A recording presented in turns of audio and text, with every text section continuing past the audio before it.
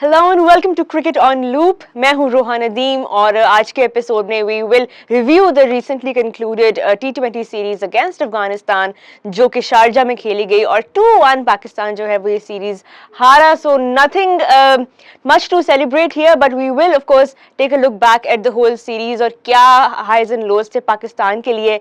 शादाब खान की कैप्टनसी के ऊपर बात करेंगे, how he led the team, क्या गलतियां हुई, क्या लर्निंग्स हुई उनके लिए, and then moving on we will talk about the debutants that featured in this series for Pakistan। तो जो यंग टैलेंट है वो कैसा रहा है सीरीज में, क्या प्रॉमिसिंग हमें नजर आए नाम और फ्यूचर में हम उनसे क्या एक्सपेक्ट कर सकते हैं, तो उसके ऊपर बात करेंगे। देन ऑफ कोर्स कमबैक्स जिन प्लेयर्स के हुए और जो थोड़ा सा अंडर परफॉर्म किया जिन प्लेयर्स ने उसके ऊपर भी बात करेंगे। And in the end of course we will talk about Afghanistan performance as well और क्या पॉजिटिव आउटटेक्स थे पाकिस्तान के लिए out of this series against Afghanistan. So we will talk about all of that in today's episode with none other than Mazhar Arshad. Assalamu alaikum Mazhar, welcome to the show.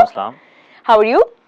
बिल्कुल ठीक हूँ। अफ्तारी की है अभी और Yes, we're having our चाय and थोड़ा सा हम रैंट करने वाले हैं आज पाकिस्तान और अफगानिस्तान की सीरीज के ऊपर। मज़र PSL के बाद जब हमारे में एक जोश आया हुआ था कि you know we were happy, we were like energized and then looking forward to more cricket and now थोड़ा सा I think अब थोड़ा मायूस ज़रूर हुए हैं because ये उम्मीद नहीं कर रहे थे हम, या शायद at some level हम कर भी रहे थे क्योंकि इतने यंग नाम है, नई मैनेजमेंट, कोचिंग स्टाफ नया, कैप्टन नया। तो पहले तो ये बताएं कि 2-1 considering all of these variables and everything new that went into this series, 2-1 is it a bad end to this series for you? नहीं, I don't think it's a bad and. हमने तो लास्ट टाइम ये भी कह दिया था कि 3-0 भी हो सकता है, जो हमने रिकॉर्ड किया। हम अपने शो में हमेशा आपको प्रिपेयर करते हैं for everything worse that can happen with Pakistan cricket so that when the positives do happen तो आप लोग प्रिपेयर हो। बट आई थिंक कि जिस तरह पाकिस्तान की एक यंग टीम थी, हमने बार-बार इस चीज़ के ऊपर बात की थी कि जब आप एक नई मैनेजमेंट हो, नए प्लेयर्स हों, जब आप उनके साथ जाते हैं तो ये रिस्क होता है। और अफगानिस्तान की फुल स्ट्रेंथ टीम थी और ना उनकी होम कंडीशंस थी, बल्कि जो पिचेस भी थी specially in the first 2 games, वो बिल्कुल उन्होंने अपना होम एडवांटेज लिया, जो कि उनका राइट है। और उनके स्पिनर्स, हमें पता है कि अगर हम पूरी दुनिया के स्पिनर्स की अगर हम एवरेज देखें तो Afghanistan they are at the top, even better than the likes of India, Bangladesh, Sri Lanka and Pakistan. तो आई थिंक एक तो राशिद खान तो अब वापस नंबर 1 हो गए हैं। जी बिल्कुल, और आई थिंक जितना हम क्रेडिट दें अफगानिस्तान को उतना कम है।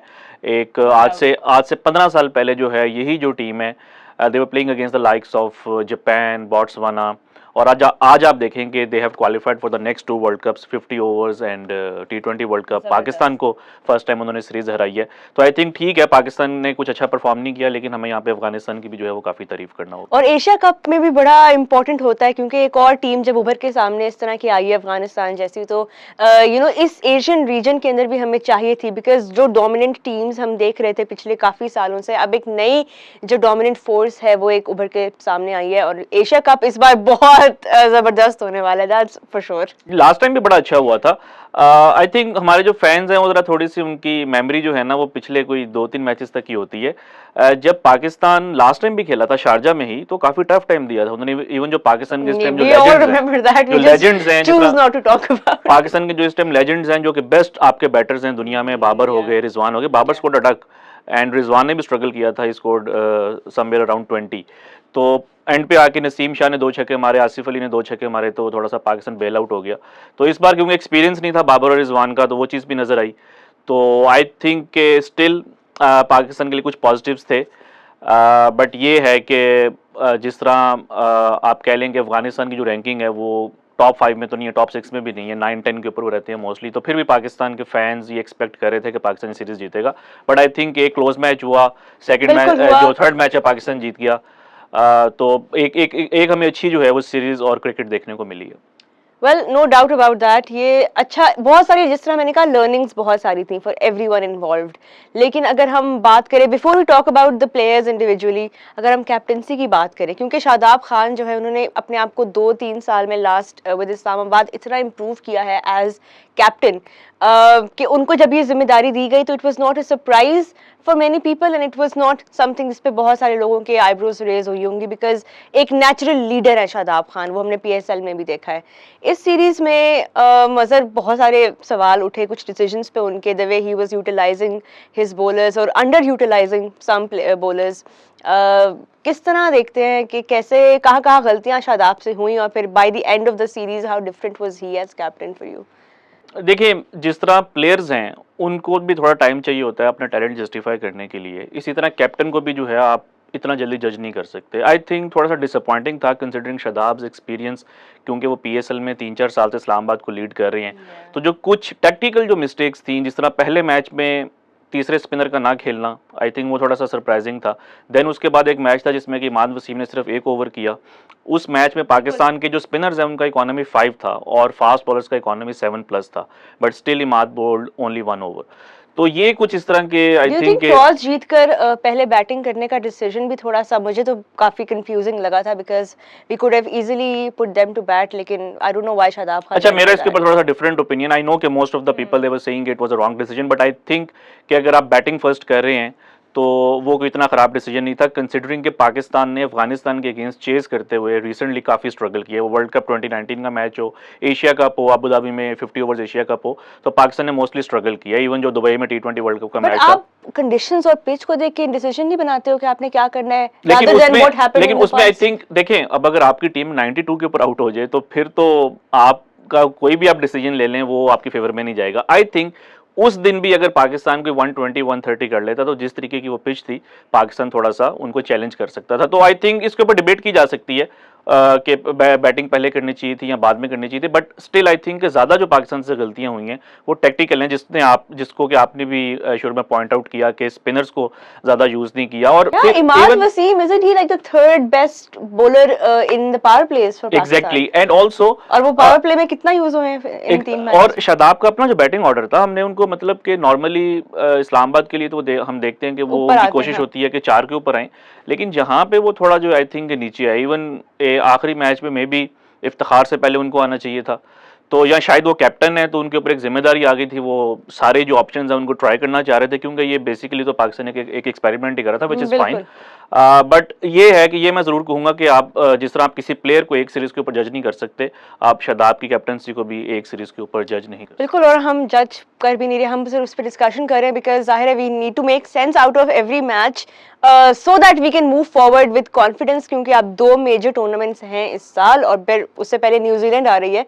सो वी कांट, हर एक्सपेरिमेंट का कोई ना कोई पर्पस जरूर होता है। आई होप कि ये वाला एक्सपेरिमेंट जो था इसका पर्पस सर्व किया हो। बात करते हैं अब थोड़ा सा डेब्यूटेंट्स के बारे में। How impressed were you overall? Saim Ayub की इनिंग्स भी अच्छी रही, बट ओवरऑल अगर आप हारिस और साइम का कॉम्बो देखें ओपनिंग में, do you think Pakistani fans ने बड़ा मिस किया बाबर और रिजवान को? देखिए, मिस तो किया है, इसमें तो कोई शक नहीं है। बाबर और रिजवान पाकिस्तान की टीम की बैकबोन है और उनके बगैर तो मेरा ख्याल है ये टीम पूरी नहीं होती, तो ऑब्वियसली। लेकिन एक इस तरह का एटमॉस्फेयर क्रिएट किया गया, कुछ इस तरह के ओपिनियंस आ रहे थे जैसे बाबर रिजवान को ड्रॉप कर दिया गया। वो ड्रॉप नहीं हुए, ना वो रिटायर हुए हैं, ना उनको साइडलाइन लगाया किया है, उनको रेस्ट करवाया गया है। अगर पाकिस्तान ये सीरीज 3-0 भी जीत जाता तो बाबर और रिजवान का पहला राइट था इस टीम में वापस आने का, तो वो प्लेइंग 11 के अंदर होंगे। लेकिन कुछ इस तरह के मैं कमेंट्स देख रहा था, ओपिनियंस देख रहा था, इतने हार्श जैसे पता नहीं उनको जबरदस्ती जो है टीम से बाहर कर दी है। तो ये वक्तन फवक्तन आपको ये चीजें ट्राई करना होती हैं। 2019 वर्ल्ड कप से पहले पाकिस्तान ऑस्ट्रेलिया में एक सीरीज खेला था, ऑस्ट्रेलिया के साथ एक सीरीज खेला था यूएई में, जिसमें कि रिजवान को एक्सपेरिमेंट किया गया था और सरफराज ने रेस्ट किया था और रिजवान ने 2 सेंचुरीज की थी। उसके बाद रिजवान टीम से बाहर हो गए थे, लेकिन 1 साल के बाद वो आपको एक आइडिया हुआ कि यार एक हमारे पास कीपर है जिसने कि 2 सेंचुरीज की हुई हैं, तो आप उसको टीम में लेकर आए और उसके बाद रिजवान की सक्सेस आपके सामने है। तो आई थिंक ये जो आपकी बेंच स्ट्रेंथ होती है या जो आपके नए प्लेयर्स होते हैं उनको जो है वो इस तरह की सीरीज में मौका मिलना चाहिए। तो आई थिंक के ठीक है, पाकिस्तान सीरीज नहीं जीत सका, लेकिन इसमें काफ़ी जो पॉजिटिव चीज़ें हैं, जिस तरह साइम अयूब हैं, तैयब ताहिर हैं, जमान खान हैं, एहसानुल्लाह हैं, तो काफ़ी जो है हमें इंटरेस्टिंग पॉजिटिव जरूर थे। I want to talk about Azam Khan, बिकॉज ये वो नाम है जिनके बारे में बहुत बात हो रही थी बिफोर द सीरीज और ड्यूरिंग पीएसएल, स्पेशली जो उन्होंने नॉक्स खेले for Islamabad United. A lot of eyes were on him for a lot of reasons. पहले तो behind the wickets, do you think Azam Khan should be Pakistan first choice backup wicket keeper?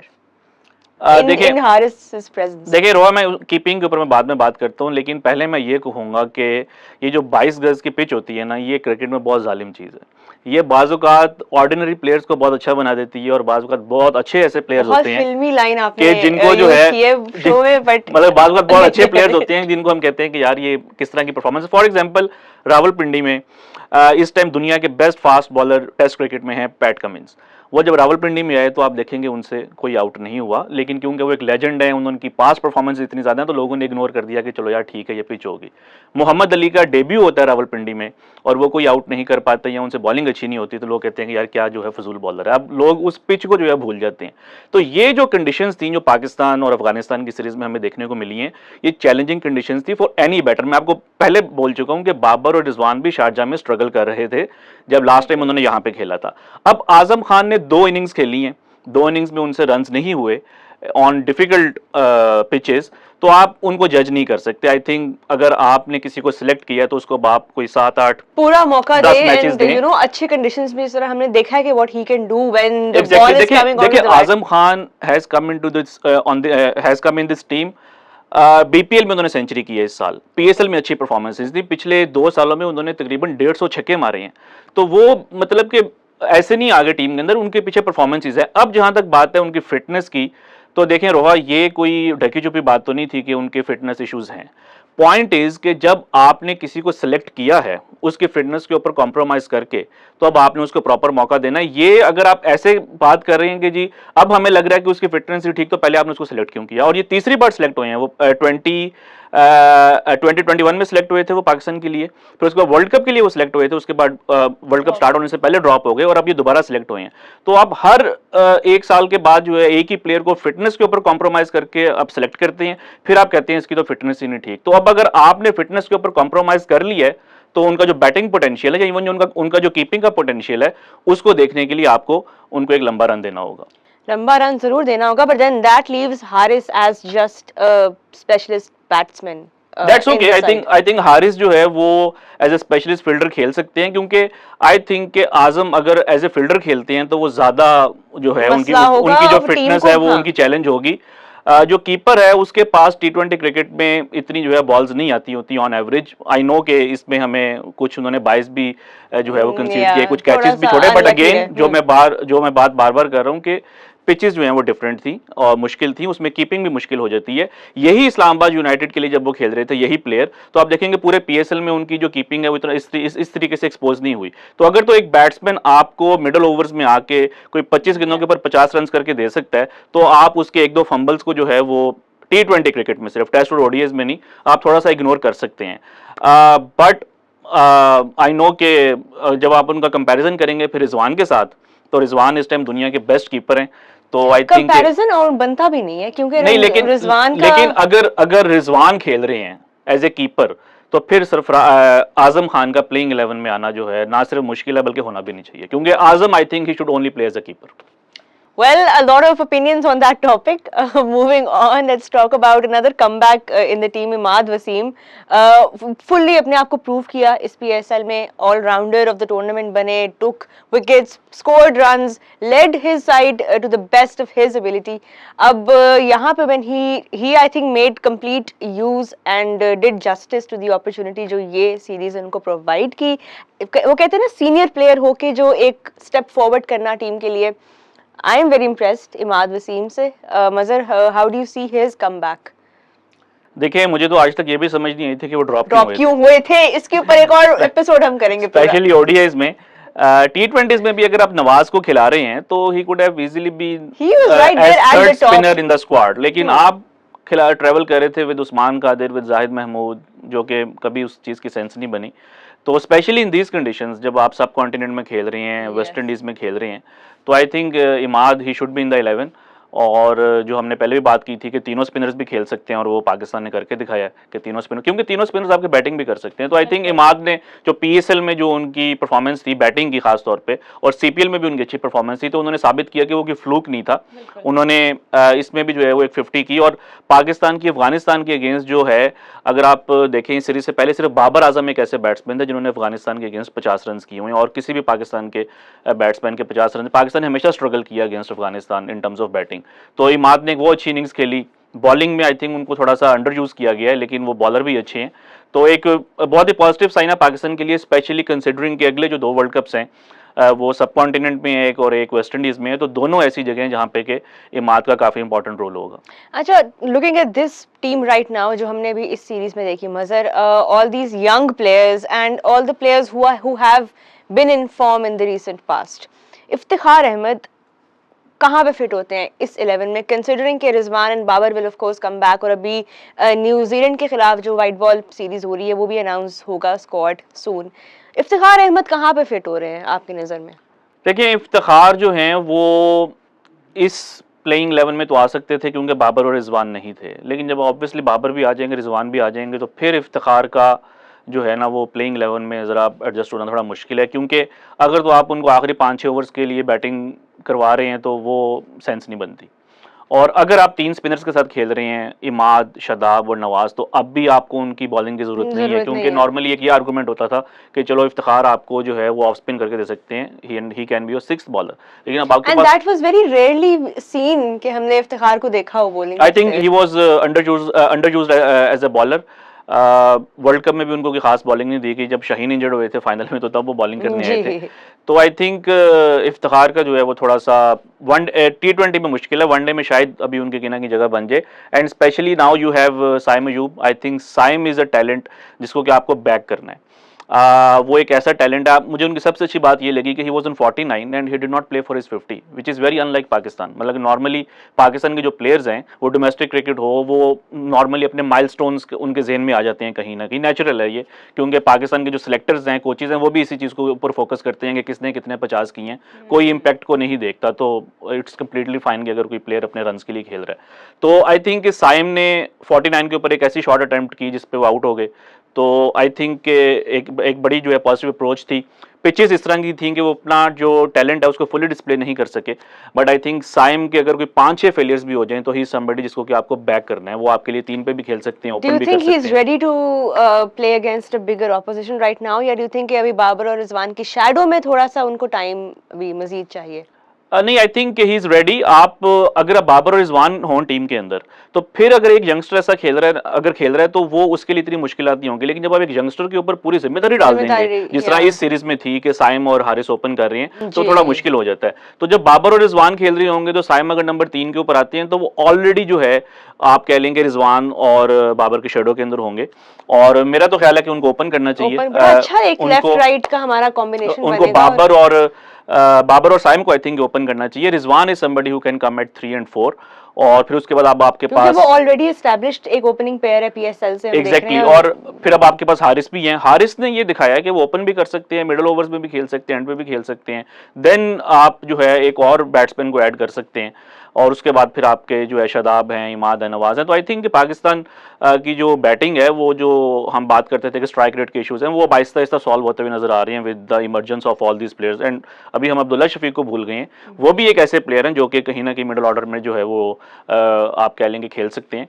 तो I think ये जो New Zealand वाली series है ये hopefully अच्छे pitches के ऊपर होगी, जिस तरीके की पिचेस हमने पाकिस्तान में देखी थी पीएसएल में, और वहां पे हमें जो है ना इन प्लेयर्स का ट्रू जो पोटेंशियल है, साइम का, हारिस का, अब्दुल्ला का, इवन आजम खान का, वो आपको इंटरनेशनल लेवल के ऊपर देखने को मिलेगा। इन पिचेस के ऊपर आप किसी को जो है जज नहीं कर सकते। Well, no doubt about that. कुछ प्लेयर्स जिन्होंने इम्प्रेस हमें करना था, like Imad Wasim of course and Saim Ayub, उनके बारे में ज़रूर हम बात अभी कर रहे हैं, but if we talk about Afghanistan the opposition, बिल्कुल लाइटली नहीं लेना चाहिए आइंदा के बाद से कभी भी पाकिस्तान को, बिकॉज जब ये टीम अनाउंस हुई थी तो उस वक्त काफ़ी लोग ये कह रहे थे कि may be somewhere we might have taken the opposition lightly. Afghanistan की बैटिंग में अभी उनकी टीम उतनी पॉलिश नहीं हुई है, तो even if we struggle against them in batting, Afghanistan also appear to be not very polished in their batting, but they don't need to worry about that, क्योंकि उनकी बॉलिंग इतनी जबरदस्त है, इतनी डेंजरस है। Fazal Haq Farooqi and Rashid Khan, of course ये 2 नाम तो बहुत ही लीथल है। मजर ये इनको कितना आगे तक लेके जा सकते हैं, कंसिडरिंग कि कितनी ज्यादा वाइट बॉल है इस साल? देखिए, अफगानिस्तान ने जो है ना वो काफ़ी टीम्स को टफ टाइम दी है। 2018 एशिया कप में इंडिया के अगेंस्ट भी उनका मैच टाई हो गया था। फिर उसके बाद जो भी रिसेंट एशिया कप हुआ है T20 का, उसमें उन्होंने बांग्लादेश को हराया, श्रीलंका को हराया, पाकिस्तान को ऑलमोस्ट हरा दिया था, और अब उन्होंने पाकिस्तान को भी इस सीरीज में हरा के जी। साबित किया कि वो बड़ी टीम्स के अगेंस्ट भी जीत सकते हैं। तो वो जो एक फिनिशिंग टच जो है जिसको मिस कर रहे थे, वो हमने देखा है कि अब थोड़ा सा ऐसा उनका जो एक्सपीरियंस है वो काम आ रहा है। बैटिंग में आपकी बात ठीक है, उस तरीके से वो देखिए फास्ट बॉलिंग उनका इशू हुआ करता था, बट अब फजल हक फारूकी हैं, अजमतुल्ला उमर जई हैं, तो इस तरह के कुछ बॉलर्स के साथ हम देख रहे हैं कि उनकी फास्ट बॉलिंग जो है काफ़ी इंप्रूव हो गई है। और बैटिंग में भी रहमानुल्लाह गुरबाज एक अग्रेसिव बैटर हैं, उनके पास एक्सपीरियंस है in the form of Mohammad Nabi हैं, इब्राहिम ज़ादरान हैं, तो ये सारे अच्छे बैटर्स हैं, बट उनको अभी भी आई थिंक कुछ फिनिशर्स चाहिए, जिस तरह नजीब ज़ादरान है, वो इंजर्ड हो गए थे आखिरी मैच में, लेकिन वो एक अच्छे फिनिशर है, तो उनके साथ अगर उनको एक आधा अगर और अच्छा फिनिशर मिल जाए, तो I think in these conditions, in subcontinent या in the West Indies, Afghanistan जो है वो एक बहुत ही जो है वो आप कह लेंगे डेंजरस टीम हो सकती है। So we did lose the series 2-1 Mazhar, but there were some positives out of this series for Pakistan. Debutants की हमने बात की.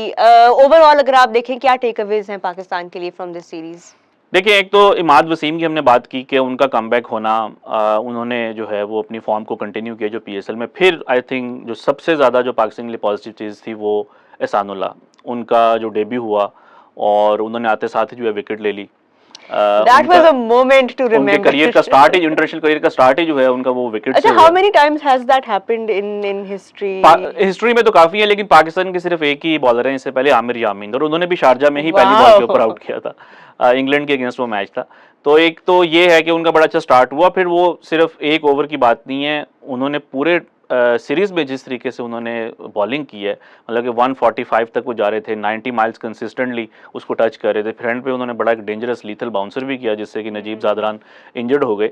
और सीरीज से पहले जो है उनका ओवल इनविंसिबल्स के साथ भी कॉन्ट्रैक्ट हुआ है 40,000 पाउंड का। और ओवल एक ऐसे पिच है जो 100 में अगर आप देखें तो वहाँ पे फास्ट बॉलर्स ने रिसेंट टाइम्स में काफ़ी जो है वहाँ पे एंजॉय की है। तो अब वो अगर 100 में जाते हैं, ऑब्वियसली दुनिया के बेस्ट कोचेज और प्लेयर्स के साथ खेलेंगे, वो भी उनके एक्सपीरियंस में ऐड करेगा।